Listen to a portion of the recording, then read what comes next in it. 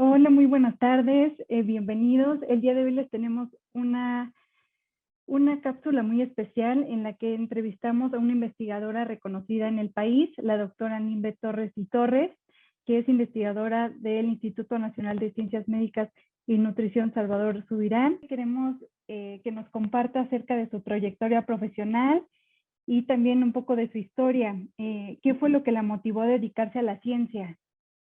Bueno, fíjate que, fue ahora sí que, azares del destino, porque cuando yo terminé la prepa, yo salía de una prepa particular, y para ingresar a la UNAM, en ese periodo tuvimos que esperarnos 9 meses para poder hubo cambio de planes, de ingreso a la universidad, y entonces nos tuvimos que esperar 9 meses.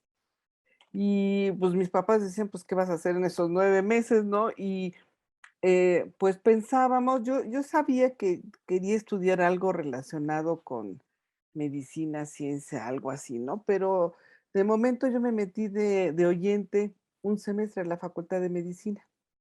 Entonces, ahí estuve con compañeros viendo las clases que ellos tomaban, todo, pero pensé que ese no era lo mío, fíjate, y qué bueno que me tocó la experiencia de estar ahí en la facultad. Yo creo que haber estado como 6 meses. Posteriormente ya ingresé a la UNAM. Mi mamá siempre me habló de que, este, la química era lo máximo, ¿no? Y entonces, pues, estaba yo entre medicina o química, pero yo creo que mi mamá influyó mucho en que yo estudiara química, y entonces me metí ahí a la Facultad de Química en el área de bioquímica. Y pues, aprendí muchas cosas. Yo creo que si volviera a estudiar, volvería a estudiar bioquímica, porque tienes muchas materias que son matemáticas, física, infectología, microbiología, muchas carreras, muchas áreas muy interesantes. Entonces, yo creo que eso a mí me sirvió mucho para después de lo que iba a seguir estudiando, ¿no? Posteriormente, pues ya terminé, ingresé al Instituto Nacional de Ciencias Médicas y Nutrición, y entonces ahí junto con mi esposo Armando, él tenía muchas ganas de ir a estudiar al extranjero, y yo todavía no estaba tan segura, pero pues me metí acompañándolo principalmente, y pues él iba al laboratorio y a tomar sus clases, pero mi inglés era bastante malo, entonces yo decidí estudiar, primero inglés para que yo me pudiera soltar un poquito más. Entonces me metí a clases de inglés, yo particularmente, y después veía las materias que estaba llevando Armando y algunas se me antojaban mucho. Y entonces en Estados Unidos tú puedes tomar materias mientras que tú las pagues las que quieras, ¿no? Puede ser la materia que tú quieras, ¿no? Entonces yo empecé a llevar algunas materias que llevaba Armando que me llamaban la atención y, y ya después, sí yo quería, empezar a estar en el laboratorio, que eso me llamaba mucho la atención. Y el doctor Alfred Harper, que era nuestro tutor de nutrición de esa parte, pues le pedimos si podía estar yo a hacer una estancia en lo que yo decidía que iba a hacer, ¿no? Entonces, ya estando en el laboratorio, pues ya me sentía como pez en el agua, apreciaba mucho lo que tenía, mucho porque en México no teníamos a veces los recursos para hacer los experimentos o la asesoría.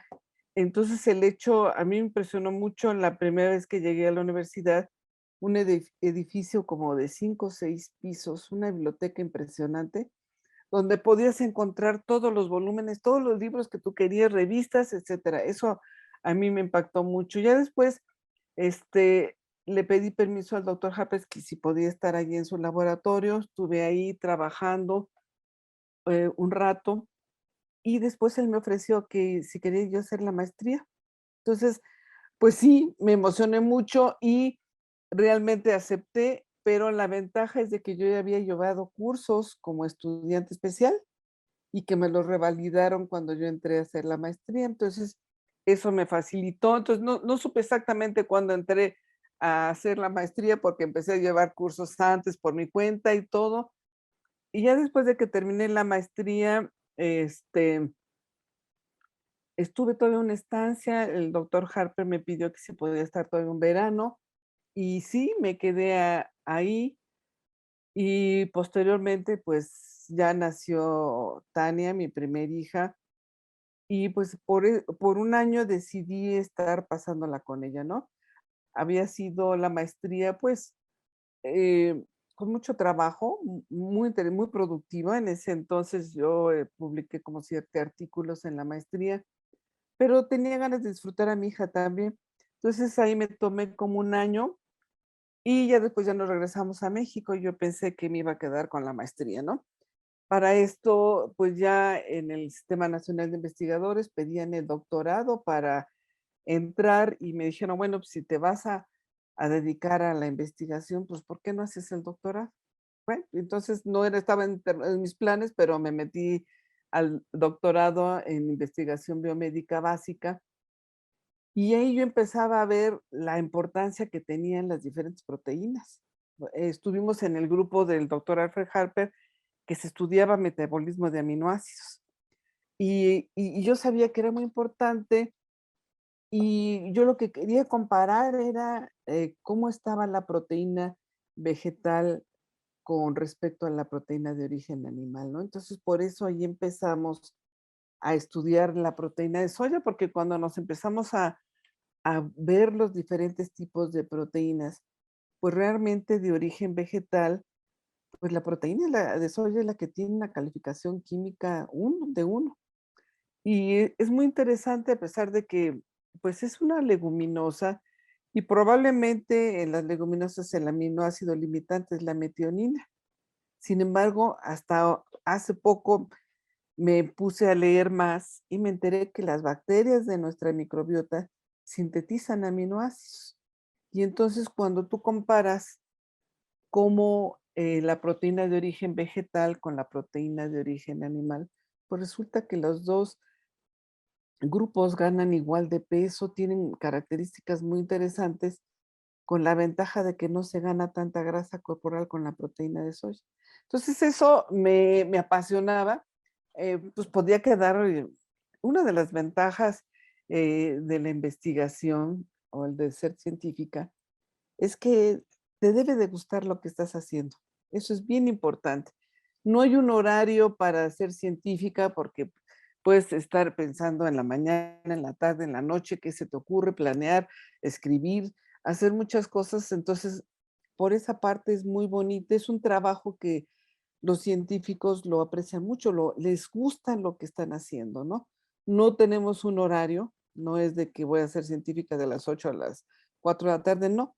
Puede ser todo el día, puede estar trabajando a la hora que quiera porque estás con la necesidad de saber, entender, buscar cuál sería la parte innovadora. Entonces, yo creo que eso es una de las ventajas de que tenemos los científicos, de que se apasiona uno con los temas. Yo en el caso de la nutrición, yo creo que mi preparación como bioquímica me ayudó mucho para poder entender los mecanismos de acción de los nutrimentos, porque una parte es la nutrición, pero otra es la bioquímica, entender por qué están sucediendo estas cosas, qué es lo que está haciendo un alimento en el cuerpo. La ventaja de los modelos animales es que tú puedes ver que tiene un alimento, si tiene un efecto en el cerebro, en el intestino, en el tejido adiposo, en el hígado, donde tú quieras. Eso es muy, muy interesante que, claro, posteriormente tienes que hacer los estudios clínicos para darle validez a tu investigación, pero es muy, muy, muy interesante. Pues mira, fíjate que cuando uno es científico, como que no esperas el reconocimiento, fíjate, es muy interesante, pero de repente se abrían las convocatorias y, bueno, pues vamos a aplicar, ¿no? Yo la primera vez que apliqué, creo que fue el Premio Nacional de Ciencia y Tecnología, sí, creo que fue o antes de la coordinación, en el de Ciencia y Tecnología fue en el 2007, entonces me puse a escribir el hallazgo que habíamos encontrado sobre los mecanismos de acción de la proteína de soya. Entonces ya describíamos cómo el tipo de proteína puede modificar algunos genes, principalmente, principalmente en el hígado. Después ya nos fuimos al tejido adiposo y ese premio, pues para mí fue una gran satisfacción porque pues no te imaginas que te lo vas a ganar, ¿no? Y realmente, pues sí, lo tomas como algo, qué agradable que alguien reconozca tu trabajo, ¿no? Y, ya posteriormente, pues, habría, convocatorias por ejemplo, de Funsalud, ¿sí? Y también ahí aplicamos varias veces, pero ya empezaban también nuestros estudiantes, ya los empezábamos a involucrar para que ellos también tuvieran ese reconocimiento de que aunque todavía están jóvenes y ellos se dedican principalmente más a la parte técnica, pero ya se iban dando cuenta de que realmente su trabajo era importante. A mí me daba mucho gusto cuando vamos a los congresos que en ese entonces era el FASET, donde habían varias, em, sociedades, estaba la de fisiología, la de nutrición, la de bioquímica, me falta una, no me acuerdo cuál otra era más. Y entonces ahí se juntaban aproximadamente 15,000 científicos, estudiantes y doctores que iban de diferentes instituciones, principalmente de Estados Unidos. Y ahí pues nos volvimos a encontrar a nuestros compañeros que estaban con nosotros ahí en Madison, nos daba mucho gusto. Em, claro, no es lo mismo trabajar en Estados Unidos que trabajar en México, obviamente, pero cuando íbamos y presentábamos nuestros trabajos y nos comparábamos con nuestros colegas que estaban allá, pues no estábamos tan mal, no estábamos tan mal. Se empezó a reconocer nuestro trabajo en Estados Unidos. A mí me daba mucho gusto ya ver a los jóvenes investigadores. ¿Qué es usted la doctora Nimbe Torres? He leído su trabajo y yo también me emocionaba, ¿no? Porque yo decía, es muy interesante que creo que en el extranjero se conoce más de lo que hemos hecho aquí en México, pero también nuestros estudiantes se empezaban a dar cuenta de que su trabajo tenía la misma calidad que el trabajo de los estudiantes extranjeros. Entonces, eso era muy importante para mí y de que los estudiantes pudieran ahí ver todo ese medio ambiente que se desarrolla a través de la investigación y ver todos los trabajos que se están presentando. Entonces, para nosotros eso era muy importante. Después fui, pues sí, metiendo conforme abrían algunas convocatorias, nuestro trabajo ya se iba dispersando. Yo ya me metí un poco más a ver la funcionalidad, la parte práctica. Sí, me gusta mucho, por una parte, conocer los mecanismos de acción de los nutrimentos a nivel molecular, que es lo que hace la nutrigenómica, pero después ya me metí un poco a ver cómo pequeñas variaciones en nuestro genoma hace que nosotros nos respondamos de diferente manera a los alimentos, a los nutrimentos.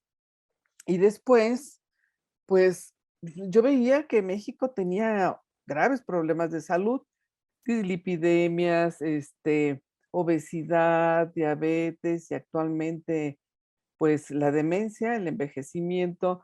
Y yo tenía ganas de decir, sí, nos han dicho ya millones de veces que México tiene graves problemas de salud, pero no nos han dicho realmente qué es lo que debemos de hacer.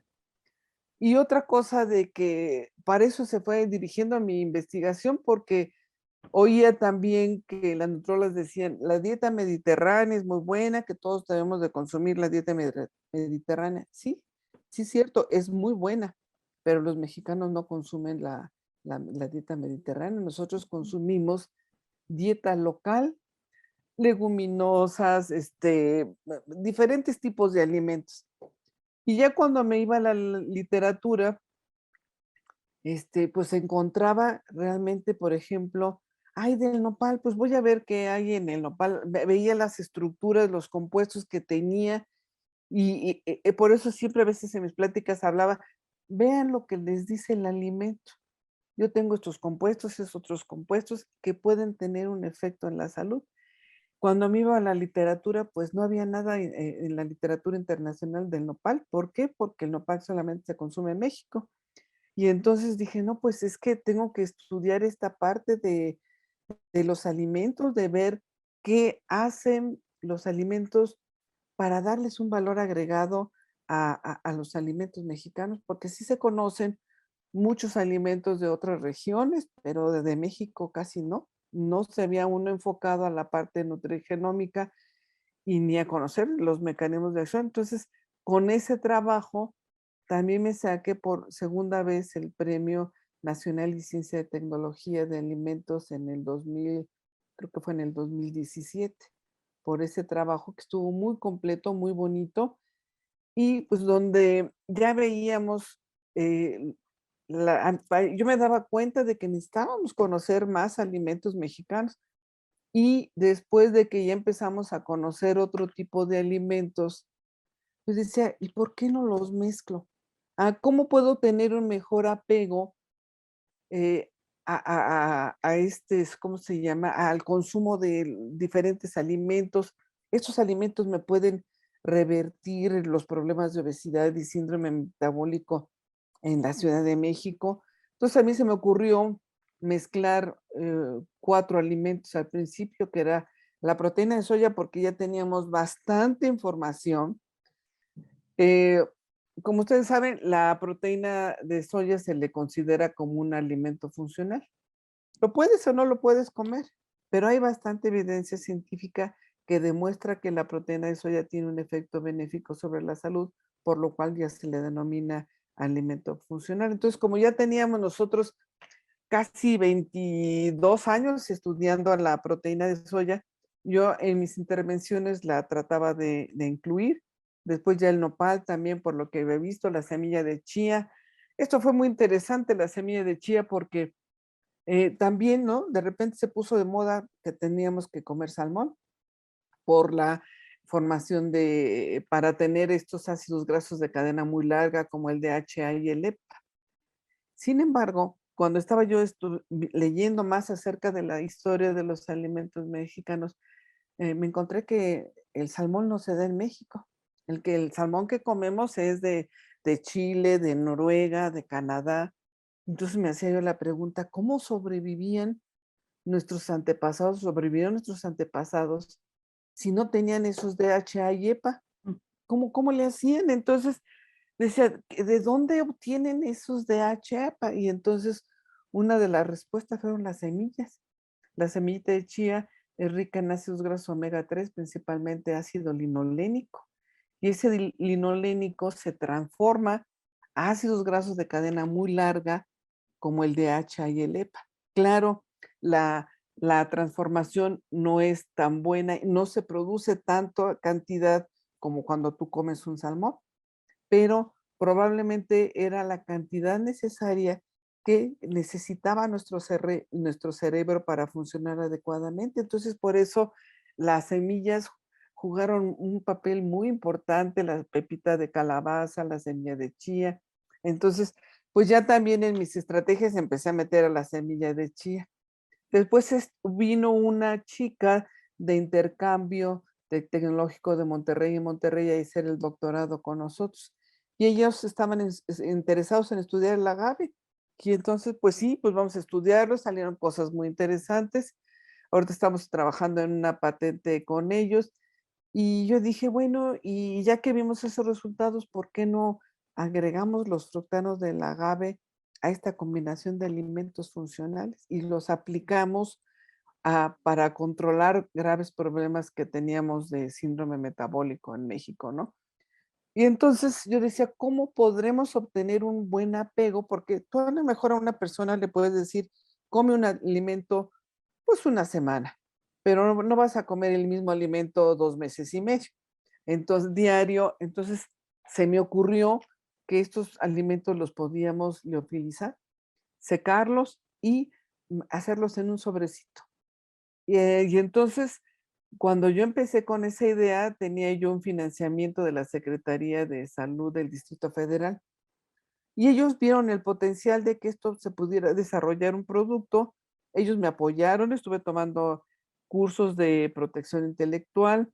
En el instituto todavía no había la oficina de protección intelectual como la tenemos ahora. Entonces yo fui directamente a las oficinas del INPI para que dar de alta esta combinación de alimentos funcionales para el síndrome metabólico.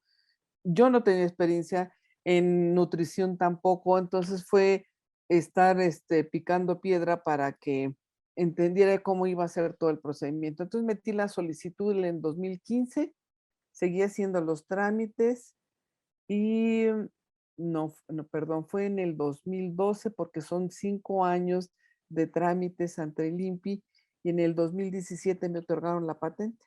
Yo estaba yo muy contenta porque pues fue realmente pues algo que como científica no te esperas, pero porque no te preparan para ser un, un empresario, te preparan para hacer ciencia, pero pues también de la ciencia se pueden sacar cosas innovadoras. Entonces, por eso a eso es lo que se le denomina nutrición translacional, cómo transformar todos estos conocimientos en nutrición en algo innovador, ¿no? Y y ya posteriormente también por este trabajo me dieron el premio de la Ciudad de México del Distrito Federal por este trabajo innovador. Y ya después de que empecé a hacer los estudios clínicos, porque necesitábamos hacer los estudios en humanos, empecé con dislipidemias. Una de mis estudiantes de maestría empezó con el efecto de esta combinación de alimentos. Fíjense que como en el 2000, el doctor, ay, ahorita me acuerdo, se me olvidó el nombre, ahorita me acuerdo, que estaba en Canadá. Él empezó a hacer esa combinación de alimentos. Él utilizaba proteína de soya, utilizaba fitoesteroles y almendras. Y veían que esta combinación bajaba los niveles de colesterol casi igual que las estatinas. Y entonces yo decía, híjole, ¿cómo puedo hacerle yo para hacer algo más tropicalizado que se lo consuman los mexicanos? Entonces, en estas combinaciones, pues ya metí a la proteína de soya y lo primero que hicimos, sabíamos que en México tenía graves problemas de obesidad, pero no sabíamos cuánto de síndrome metabólico. Eh, el síndrome metabólico es la consecuencia de la obesidad. La obesidad es uno de los factores que desencadena el síndrome metabólico. Y el síndrome metabólico, pues, es la presencia de 3 factores que pueden ser hipertrigliceridemia, hipertensión, bajas concentraciones de colesterol HDL, altos triglicéridos. Y entonces, primero vimos cómo estaba esta situación en México y encontramos cifras alarmantes, que 1 de cada 2 mexicanos en la Ciudad de México tiene síndrome metabólico. Entonces dije, bueno, pues vamos a probar este producto en base a las recomendaciones de la American Diabetes Association. Y ahí diseñamos la primera estrategia era seguir las recomendaciones del ATP3, para lo cual se diseñó un recetario que está en PDF y ese me lo piden mucho. Y después era la dieta baja en grasa saturada y además esta combinación de alimentos funcionales que ya se los dábamos, se empezó a fabricar allí en el instituto y se los dábamos a los pacientes. Y entonces ahí ya empezamos a ver que realmente disminuía significativamente el síndrome metabólico y este trabajo tuvo un premio de la Academia Nacional de Medicina. Es el premio Ruiz Castañeda, creo que sí. Y ya después, em, otra vez empezamos a estudiar, como ustedes saben, pues debido a estos graves problemas de obesidad, yo quería saber qué tipo de edulcorantes debemos de consumir en un país con obesidad. Entonces, había artículos que decían que todos los edulcorantes artificiales producían resistencia a la insulina. Y unos decían que la fructosa, otros que la sacarosa. Entonces, este fue tema de tesis de una de mis alumnas de doctorado. Y le digo, mira, vamos a estudiar monosacáridos como la fructosa y la glucosa, disacáridos como la sacarosa, que es el azúcar de mesa. Vamos a estudiar edulcorantes artificiales, como los glucósidos de esteviol, la sucralosa, otros edulcorantes menos refinados como las mieles o el mascabado. Y interesantemente encontramos que la sacarosa y la sucralosa por diferentes mecanismos eh, producían intolerancia a la glucosa. Y eso era principalmente la sacarosa, que es la azúcar de mesa, era la que más inflamación de bajo grado producía y además anormalidades en la microbiota intestinal. Pero un hallazgo que encontramos muy interesante es que las mieles, a pesar de tener las mismas kilocalorías que el azúcar, no provocaba esos efectos. Era bien interesante, son las que menos ganaban peso, las que menos inflamación tenían, menos intolerancia a la glucosa. Entonces yo dije, ¿qué están haciendo las mieles? Recuerden que México es uno de los principales productores de mieles en el mundo y casi todas las mieles se van para Europa. México no las consume tanto, pero estamos dentro de los 10 productores de mieles a nivel mundial. Pero obviamente tampoco tenemos información sobre las mieles mexicanas. Entonces me estudié puse en contacto con un proveedor de mieles del estado de Yucatán. Hay una miel muy apreciada ya que es la miel melipona, es cara, una miel cara, pero es de una abejita que no tiene el aguijón. Y otra miel mantequilla, que es una miel, de ahí viene su nombre, tiene un aspecto de como mantequilla, es muy sólida. Y encontramos el mecanismo de acción de la miel. Parece ser, las mieles tienen mucha actividad antioxidante, polifenoles y flavonoides, entonces eso hace que disminuya la inflamación, a pesar, e inclusive en una dieta alta en grasa, las mieles eran las que tenían un efecto menor en la inflamación. Entonces ahora ya sabemos que el consumo de mieles estimula el sistema inmunológico, aumentando la producción de IgE secretora, que es un dímero y atrapa las moléculas del lipopolisacárido, de esa manera disminuye la inflamación. Entonces, ese fue también ese trabajo acreedor de otro premio de la Academia Nacional de Medicina. Entonces, pues como vean, todos estos premios son historias que me pueden quitar toda la tarde con ustedes de lo apasionante que es ver todo lo que comemos, ¿no? Es muy interesante conocer, todavía no me faltan muchos alimentos, ojalá que existan más grupos que se interesen en estos alimentos mexicanos que son realmente muy buenos, ¿no? Ay, esa es una pregunta muy complicada. Ahora, déjame decirte que hace poco que falleció el doctor Rui Pérez Tamayo, decía, él decía 10 puntos que eran importantes en un científico o que él consideraba muy importante para un científico y comparaba la ciencia, por ejemplo, en Japón, en el 2000, creo que fue en el 2000. En el 2000 había 40 científicos por cada 10,000 habitantes en Japón.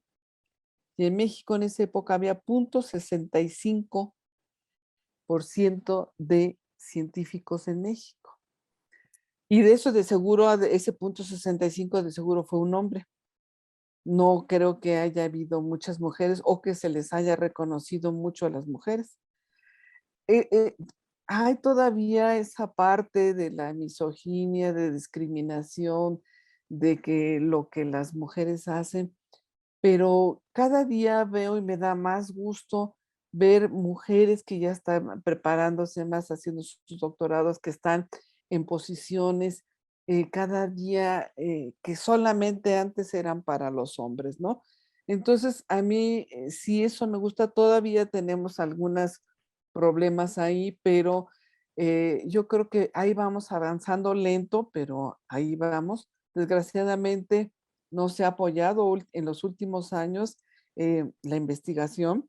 No hay convocatorias para aplicar para proyectos de investigación. Estamos pasando por una etapa difícil porque no hay financiamientos, pero aún así, poco a poco, con los pocos recursos que tenemos, vamos a seguir con esta parte de la investigación que yo creo que es muy importante para nuestro país, ¿no? Y el papel de las mujeres sigue. Yo he tenido experiencia tanto con jóvenes como mujeres en la ciencia.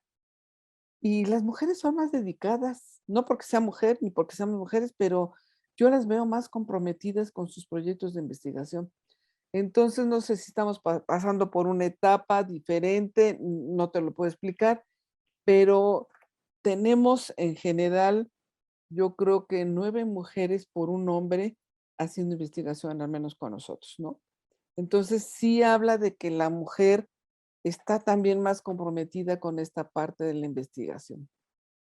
Eso también, fíjate, ya me lo han preguntado muchas veces, pero alguna vez, fíjense que en esta pandemia yo descubrí YouTube y estaba viendo un video de un pintor que estaba pintando, él enseña óleo, y realmente joven, y él se hacía la pregunta de que por qué algunos de sus estudiantes avanzaban más en la pintura que otros. Y él se dio cuenta a lo largo del tiempo, pues era el tiempo que le dedicaba. Uno puede decir, me gusta algo, o decir, estoy muy ocupada, tengo muchas cosas que hacer.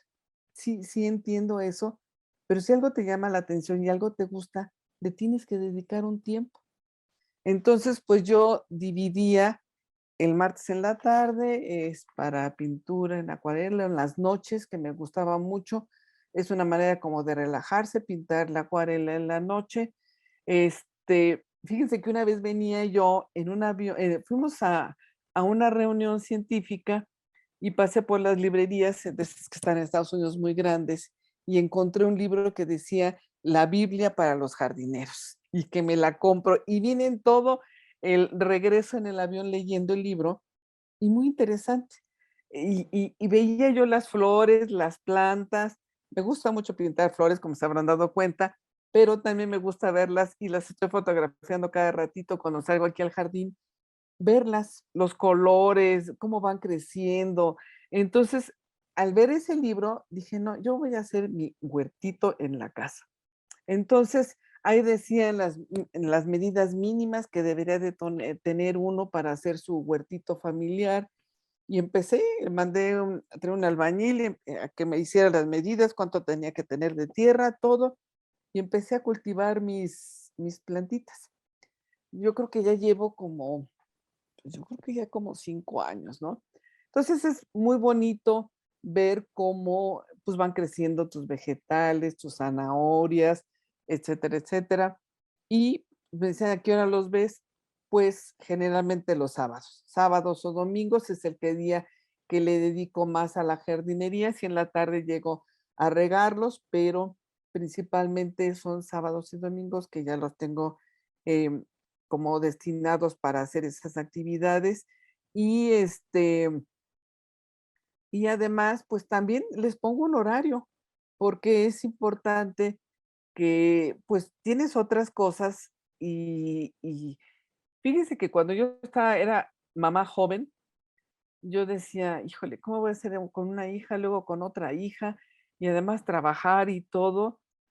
Pero, pues, te tienes que saber, organizar principalmente. Sí, a mí también me gustaba mucho platicar con mis amiguitas y todo, pero sabía que no tenía tanto tiempo para hacerlo.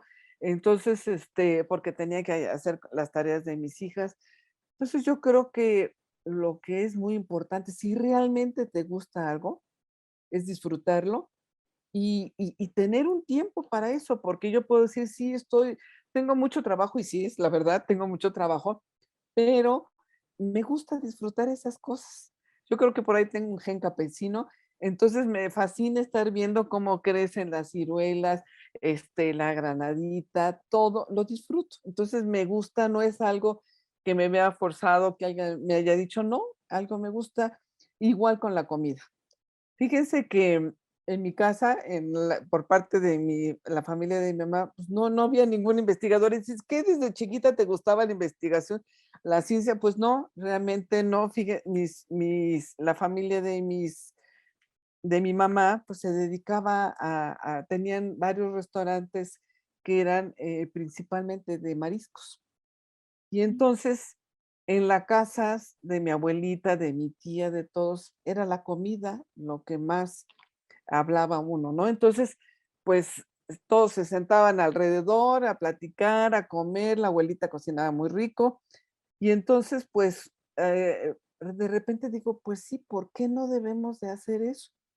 Yo debo me gusta además estar experimentando, qué hora voy a hacer esto, qué hora voy a hacer otro, pero además me gusta estar en la mesa y además me gusta tomar mi copita de vino y estar aquí en la casa. No tengo que salir, no tengo que, me gusta estar haciendo esa comida. Claro, entre semanas sé que no lo puedo hacer porque sí tengo muchas cosas que hacer, pero los fines de semana también. No lo trato, ojalá que lo pudiera hacer todos los fines de semana, no lo hago, pero cuando lo hago lo disfruto mucho. Realmente disfruto porque pues ya se están involucrando mis hijas, el yerno, el marido, todos están involucrados. Alguien pone la mesa, alguien quiere hacer un guisado en especial porque pues es una actividad que hacemos entre todos, ¿no? Entonces, si disfrutamos mucho estar comiendo, platicando de lo que estamos haciendo, o ya sabemos que si iba a venir una abuelita o iba a venir la otra, entonces sabíamos que iba a ser un tiempo para estar conviviendo todos, y yo creo que eso es muy importante. Entonces, por eso disfruto mucho la comida, mis flores, mi jardín, que a veces batallo un poquito con los pájaros y las ardillas que se vienen a comer mi cosecha, pero ahí voy, ahora puse una red antipájaros, pero les pongo su comidita para que no se coman mis vegetales, pero lo disfruto mucho, realmente es algo que me puedo quedar horas los fines de semana estando en mi jardín, que también aprovechaba los sábados para pintar al óleo.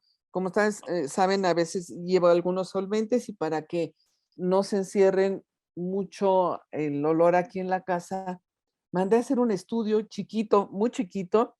Algún día que vengan lo van a ver, porque lo quise que diera vista al jardín, entonces lo empecé a planear y dije, aquí va a ser mi lugar. Entonces, porque ella andaba pintando toda la casa, ¿no? El suelo y todo con las pinturas. Entonces, diseñé ese pequeño estudio y ahí es donde los fines de semana, cuando pinto al óleo, lo pinto ahí para tener todo el área ventilada, ¿no? Entonces, son cosas que realmente disfruto y me gusta mucho hacerlas. Yo creo que soy una persona un poco hiperactiva, por eso ya que tengo la necesidad de hacerlo, pero además lo disfruto mucho, ¿no? Sí, yo creo que, como les comentaba hace rato, lo tienen que disfrutar, que no lo vean como, ay, tengo que obtener y con esta investigación tengo que obtener el grado de maestría y que si no me sale experimento y que no, lo tienes que, todos van a ser experiencias. Fíjate que yo disfrutaba mucho el hecho de que cuando estaba en Estados Unidos tenía todo y sabía lo importante que era tener todo, porque puedes hacer muchas cosas. Entonces, cuando llegamos a México es lo que pensábamos hacer, que los estudiantes tengan todas las facilidades que nosotros tuvimos en Estados Unidos y disfrutar tu investigación. Yo cada que veo con mis estudiantes actualmente un Western blot, no sé si ustedes saben qué es un Western blot, pero es una membrana donde corrieron diferentes proteínas y se ven como manchitas. Y entonces, y nos emocionamos, le digo, mándame la foto todavía. Entonces ya, ¿cómo se puede uno emocionar viendo manchitas? Pues sí, nosotros los científicos nos emocionamos mucho viendo esas cosas o qué bacterias salieron o qué pasó. Es algo que lo tienen que disfrutar. Realmente, no hay un horario, porque de repente hubo unas jovencitas que es que yo nada más puedo estar de las 8 a las 2. Pues no, disculpen, a lo mejor pueden ser, a lo mejor les gustaría estar en otras áreas, pero en la ciencia no tenemos horario porque lo disfrutamos. eh, Tienes una manera pensar sin que nadie te limite, que tengas esa autosuficiencia intelectual, de poder crear lo que tú quieras. Entonces, yo creo que para las mujeres, todas deben de disfrutar su investigación. Y yo creo que ya hay cada día más mujeres así, ¿eh? Yo creo que han hecho un muy buen papel las mujeres. Sí, a veces es un poco complicado cuando pues, llegan los bebés, entonces tú tienes que organizar todavía más, pero yo creo que yo como científica, yo creo que si tuviera que volver a escoger la carrera, escogería esta otra vez, ¿no? Porque realmente lo disfruto mucho y lo disfruto ahora que enseño a mis estudiantes a escribir un artículo, a ver, en los seminarios de investigación que son muy importantes para nosotros, que ver que nuestros estudiantes ya estén mostrando sus resultados y qué es lo que significa. Y también me da mucho gusto que ya cada día las mujeres se están preparando más, ya están casi, yo creo que el 75% de las mujeres que han estado con nosotros han hecho un posgrado en otro lugar en el mundo. Entonces, eso nos da mucho gusto.